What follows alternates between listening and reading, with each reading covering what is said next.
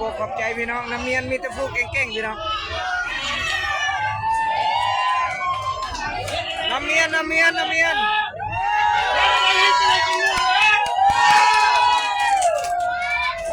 สู้บ่น้ำเมียนสู้บ่โอเคพี่น้องชายเป็นนายท้ายเด้อน้องชายเด้อเป็นอะไรเชี่ยวคือเบิ่งอยู่มึงนี่โอ้เขาก็ไปเล่นข้างนี่พี่นายท้ายเด้ดีเด้อโอ้เก่งรอบนี้ชุดยอดลูกพี่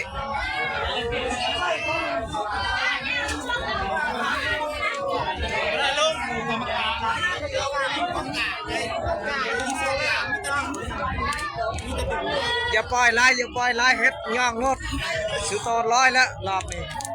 เอาเสือผมมันไล่ไปหอดแล้วป่ะพี่น้องมีแต่สีพายบ้านเฮานี่เดี๋ยวได้อายมันไล่สบายแล้วครับโอเค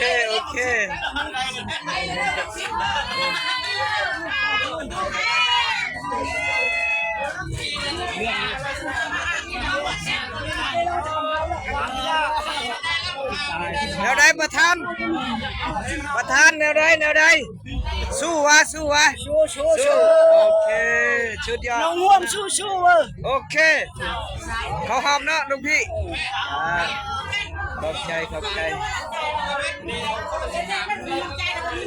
ไอออนสู้บ่ไอออนสู้โอ้ปีโปดีพี่น้อง